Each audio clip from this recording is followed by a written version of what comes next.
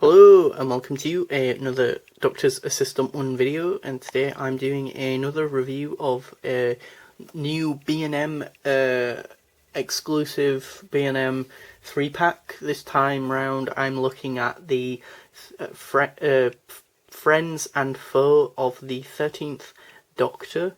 Foe being just obviously one word, not plural, because there's only one Judoon.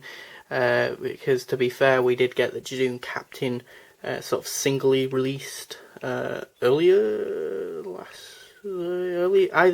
this year or maybe end of last year. I can't remember now. Time is a circle. But yeah, this one also retails for, I'm pretty sure, 19.99 or 20 quid, about 20 quid even. As does the previous one that I reviewed on the channel, which should be the unit set 3-pack and that. But yeah, I'll be going over these figures in this review. Also, just a random thing, this is more for me than it is for you, but it's the 26th of July 2020 of this recording, so yeah. First off, I want to actually start with the figure that I like the most, is definitely Ryan Sinclair. Don't you dare. You know, because he honestly, it really does look like Tosin Cole, like, to me at least. And yeah, I'm a little bit frustrated that there's little bits of scuff and, you know, like paint chipped off, like on his shoe and there and that, you know. I'm not sure if it's just the way I'm taking him out of the box, or if it's some of the stuff to do with how character options are doing the figures, but yeah, sometimes it is ever so slightly annoying.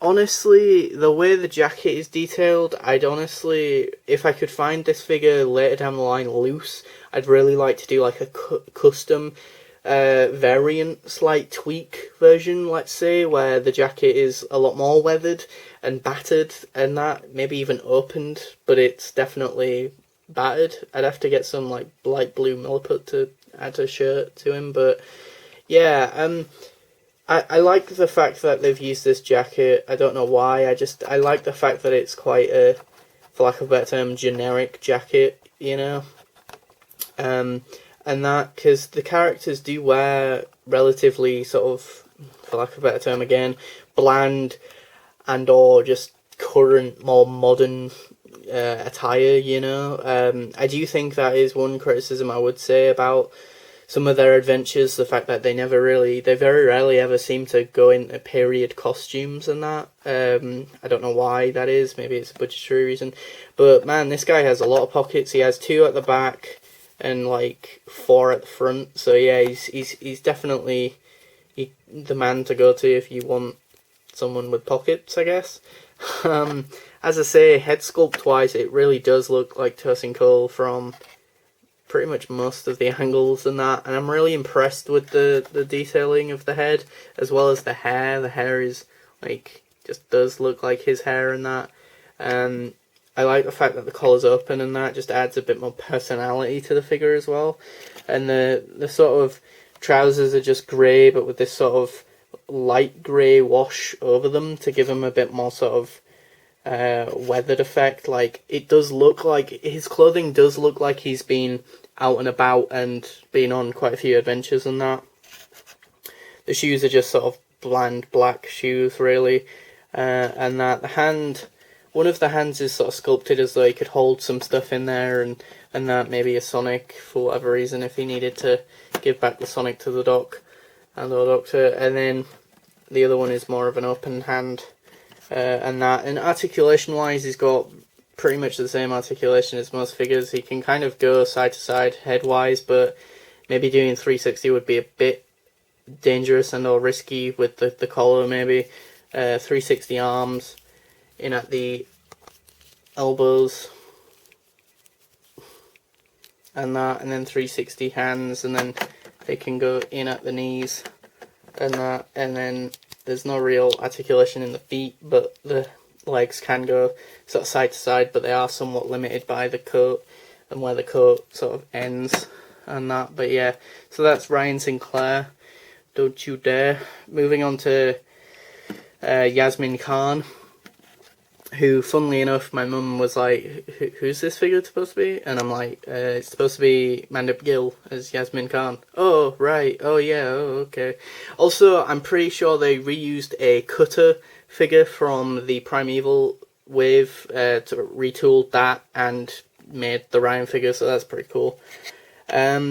Yeah, I mean, I unlike my mum, think this looks very much like Mandip Gill as Yasmin Khan, and that I'm not too fussed with the sort of shoes. Having them be like high heely shoes makes it a bit difficult to display the figure, so that's kind of an annoyance, you know, like they've kind of gone for style over practicality there, in my opinion.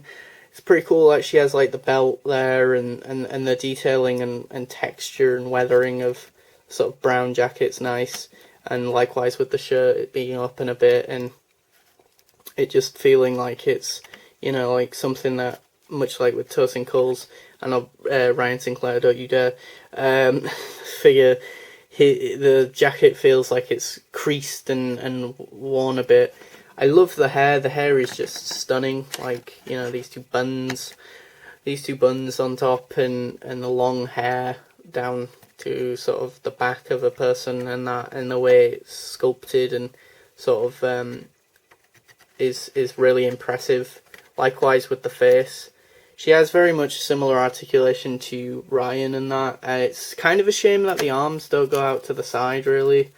That I'm kind of a bit sort of miffed about, really. I feel like with some of these figures, I feel like we should be getting a little bit more articulation as time's going on, really, because, you know, some of the older figures were a bit better articulated, such as, like, say, the John Hurt action figure, or say some of the Brigadier figures we've had in some of the other sets, you know, and then to get new figures that are then going back to earlier articulation is not great, really.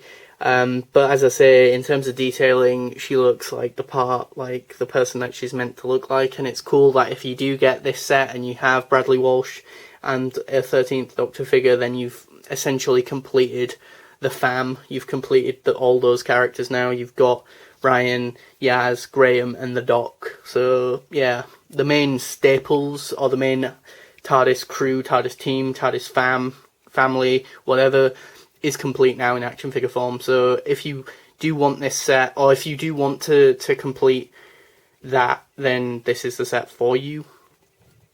Moving on to the last figure, which would be the Judoon. Sort of, I was about to say captain then, but Trooper. It's just very much the same box standard sort of Judoon Trooper from way back when, in like 2003. Not 2003, sorry, in Series 3 even.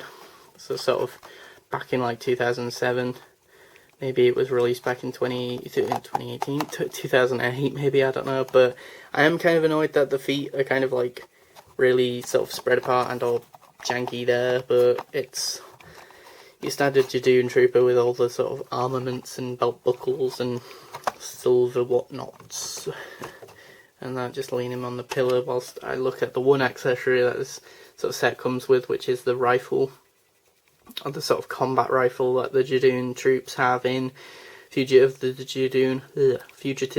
Judoon. It's really nicely sculpted and printed and that. Like, it's nice that it's got some detailing on both sides and looks very screen accurate, honestly, from what I remember of Fugitive of the Judoon and that. It's just such a shame that I honestly can't get my Judoon Trooper to hold this weapon, so that's really annoying and that, in my opinion. But yeah.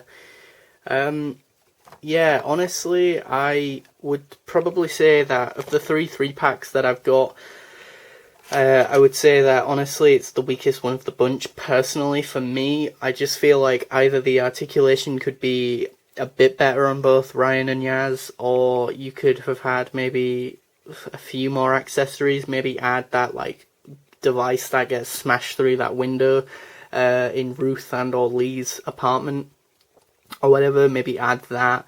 I don't know, maybe add I don't know, like one of the scanner things that the Jadoon usually use or something, or just, I don't know, either that, a few more accessories wouldn't have hurt, or maybe even, as I say, slightly improved articulation on the two companions and our friends wouldn't have hurt, you know, because again, I think this one's the most sort of, for lack of a better term, generic and or boring three pack of the three.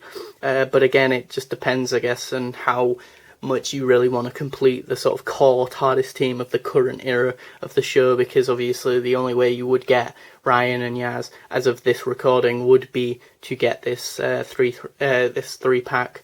So yeah, honestly, out of 10, I'd probably give this set a underwhelming sort of 6 out of 10.